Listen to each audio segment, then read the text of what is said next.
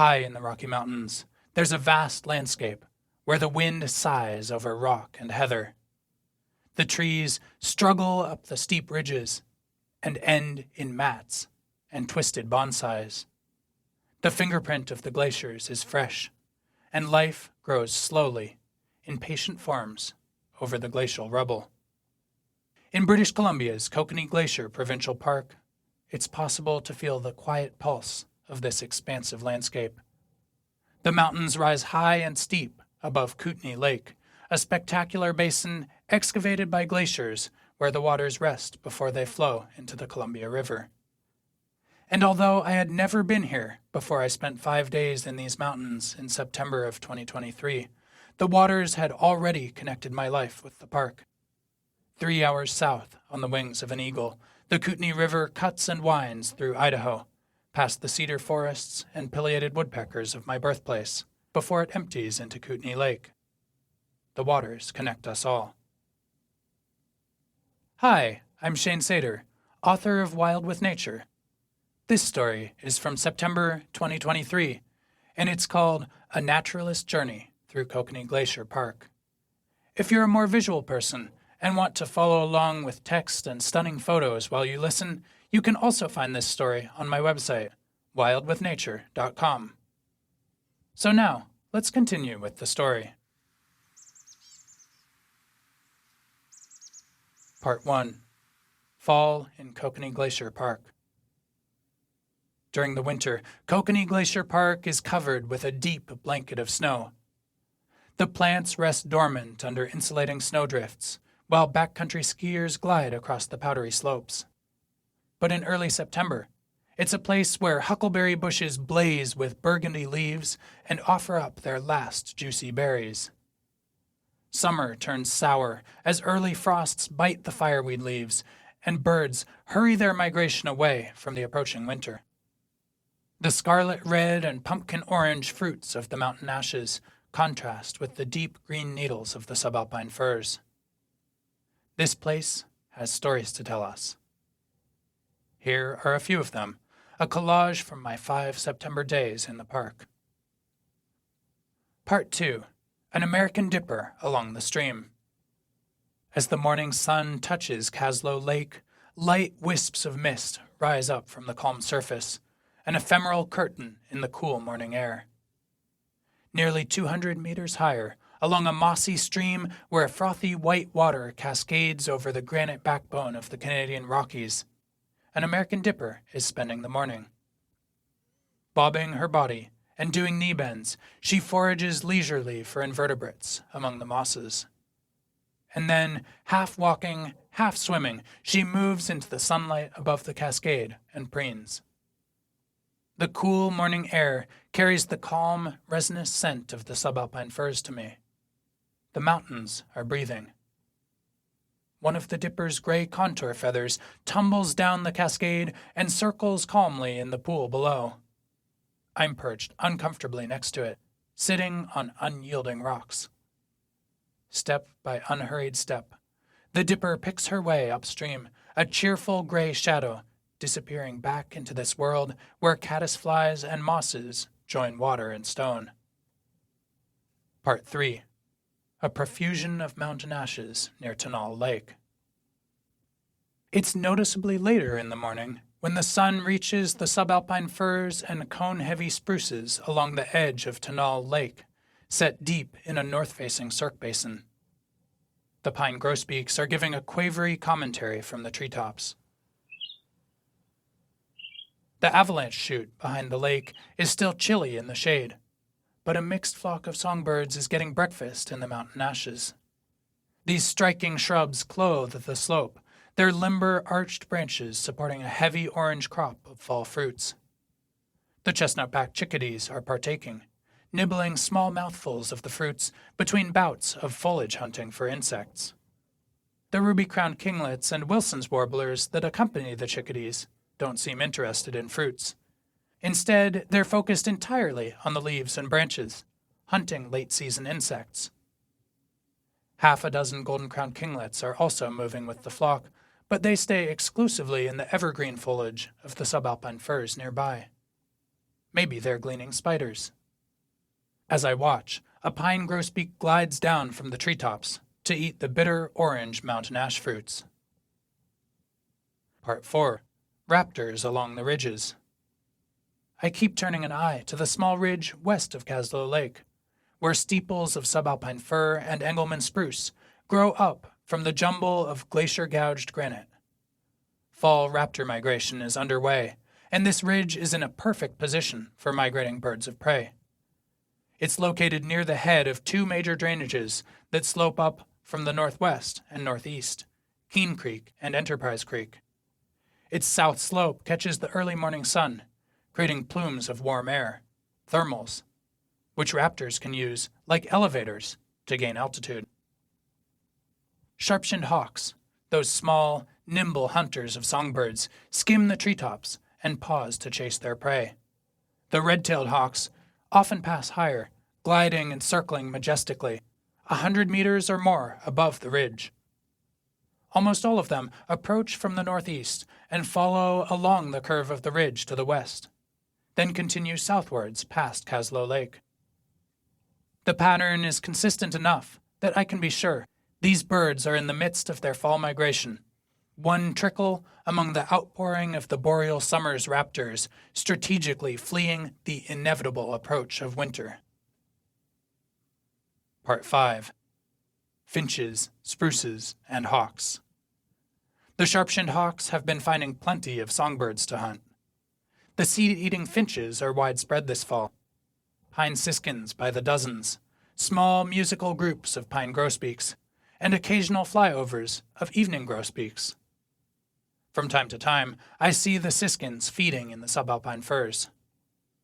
The fir's early ripening cones are already far along in their yearly disintegration process, falling apart, scale by scale, dispersing all of the winged seeds that the birds don't get first. The spruces are still holding on to their cones in cheery, drooping tan arrays. As the day warms up, the migrating raptors become more flexible in their behavior. At times, the red-tailed hawks, too, skim low over the ridge, necks craned over the boulder fields where the pikas mew. Perhaps the red-tails, too, are searching for a meal. Part 6. Raptors and pikas in Kokanee Glacier. The raptors seem to travel in groups. Often I'll spot a red-tailed hawk, only to raise my binoculars and see two tiny sharp-shinned hawks higher in the air. At one point, I see a golden eagle circling east of the ridge. This massive, steady soarer has an incredible vantage point, peering down at Kaslo Lake, 200 meters below. As she spirals, she has sweeping vistas of the jagged, glacier-carved ridges to her east. A red-tailed hawk is harassing her, tucking wings and stooping at the much larger eagle, then rolling upwards again in a lazy dance. 3 more red-tails are nothing more than specks, higher up on the thermal, circling as the sunny air lifts them higher. Soon, all 3 are coasting southwest along the ridge in a tight squadron. The pikas keep mewing below, on the lookout for danger from hawks, as they cut plants for winter hay. Part 7. The quiet landscape of Kokanee Glacier. As the planet spins towards afternoon, the landscape is quiet, near the headwalls of the cirques. The wind whispers through gnarled alpine larches and matted subalpine firs. A textured green carpet of sedges and heather cloaks the raw, jumbled bulk of glacier-carved ridges. I think of the other glacial landscapes in my family lineage: Norway, Sweden, Scotland. The raptors have stopped passing now. Or perhaps they're using other ridges, or they're so high that I can no longer see them.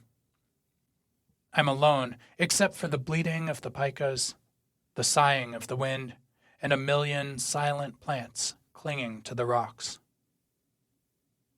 One afternoon, as I'm hiking with my friends across a bouldery expanse of pika country, a weasel pops out from the rocks to investigate us. Curious, with a prudent touch of caution, she scampers towards us, then darts back under a boulder. A few seconds later, she reappears, continuing this ballet of explore and hide for several minutes. Farther down the trail, we see a second weasel, bouncing easily over the rocks in his fluid search for dinner. It's beautiful to watch. Unless, that is, you're the pika or chipmunk that's at the risk of becoming dinner. Part 8. The fall's final flowers. The journey of water across this landscape begins in the winter as deep snows cover the high mountains. By now, the wintry blanket has melted entirely, much of it seeping into the earth. Now, from this groundwater supply, a mossy brooklet emerges from a high basin among the rocks. The long-ago winter snows burble towards the Pacific Ocean, 2,200 meters below and over 1,400 kilometers downstream. Along the brooklet, a pink monkey flower is showing its last bloom, a magenta farewell to summer among hundreds of ripening seed capsules. Here and there, the heathers are still flowering too, nodding urns of pink and white held a few centimeters above the rocks. Meanwhile, on the ridge where the raptors are migrating, the alpine larches are beginning their flaming goodbye to the warmth, taking on the first hints of brilliant gold. Soon they'll drop their needles, becoming stark and bare in preparation for winter. Part 9. Wind, water, and connection. Farther down the brook, near a cascade, a flock of American pipits flushes from the rocks as I stop to admire a sunny group of arnica seed heads. Half of them have already transformed into tawny parachutes, which will carry the seeds on the wind. This brook flows constantly onwards through glacial lakes and tumbling cascades into Kokanee Lake, where the waters unite and continue flowing into the Columbia River and towards the ocean. The river weaves back and forth across the border between countries, like my life, like so many lives. The golden eagles and sharp-shinned hawks follow the wind and the sun southwards away from winter, as they have for generations. The river connects us, the wind connects us, and the larches, heathers, and subalpine firs show us what it means to be rooted, to grow patiently and quietly among a jumble of stone. Next fall, they'll still be here, waiting to share their wisdom with us.